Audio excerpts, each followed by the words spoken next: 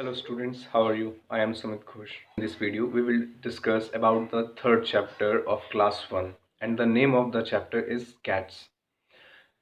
Cats is a poem. The poet of the poem is Eleanor Farjeon. So students, what is in this chapter?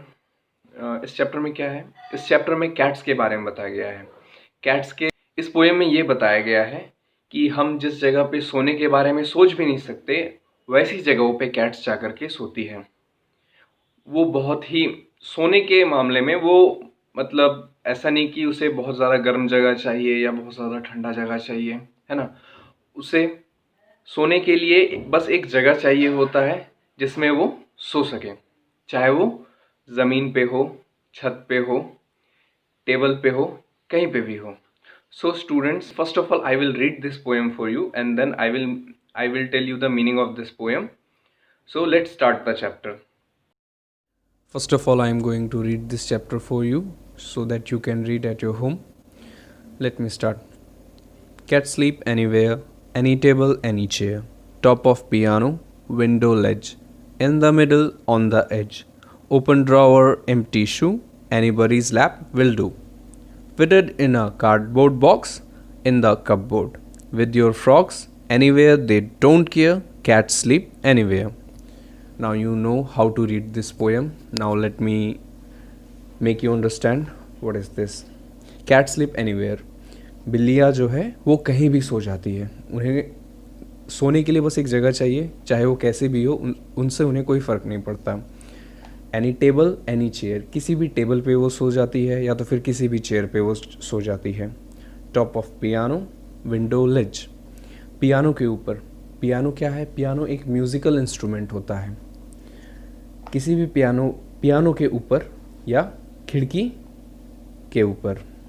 In the middle on the edge. कहीं पे भी जाकर के बीच में वो सो जाएगी या तो फिर किसी किनारे किसी कोने में जाकर के सो जाएगी. ओपन ड्रॉअर एम्प्टी शू. कोई भी ड्रॉवर, टेबल में साइड में ड्रॉअर्स होते हैं तो किसी भी खुले हुए ड्रॉअर में वो घुस के सो जाती है या तो फिर शूज़ रखे हुए हैं तो उसी के ऊपर जा कर के वो सो जाती है. एनीबडीज़ लैप विल डू. बहुत सारी पेट कैट्स ऐसी होती है जो अपने मास्टर्स के गोदी में जा कर के सोना पसंद करती है. मास्टर्स मतलब जो उनको ओन करता है, जो उनको अपने घर में रखता है, वो उनके गोदी में चढ़ के उनके पास सो जाती है. Fitted in a cardboard box in the cupboard. वो किसी भी कार्डबोर्ड बॉक्स में सो जाती है. कार्डबोर्ड बॉक्स वो कार्टन्स होते हैं जिसमें कोई भी सामान आप रख सकते हैं. वो उसमें जा कर के भी सो जाती है या किसी कपबोर्ड में.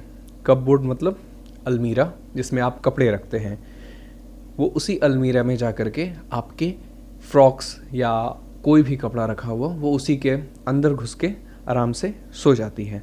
Anywhere they don't care. Cat sleep anywhere. वो कहीं भी जा कर के किसी भी परिस्थिति में किसी भी हालत में वो किसी भी जगह सो जाती है. उससे उन्हें कोई फ़र्क नहीं पड़ता कि वो जगह कौन सा है, बस उन्हें सोने से मतलब होता है. इसलिए वो कैसी भी जगह हो, कोई भी जगह हो, वो वहाँ पे जाकर सो जाती है. इस पोएम के पोएट है एलिनोर फाजियन. इस पोएम के कुछ हार्ड वर्ड्स हैं जैसे ledge. What is the meaning of ledge? Ledge means shelf. And what is the meaning of edge? Edge means border. So students, what you have to do, you have to learn this poem. How you have to learn? You know students that how to read this poem. So students, you have to learn this poem and hard words. Thank you.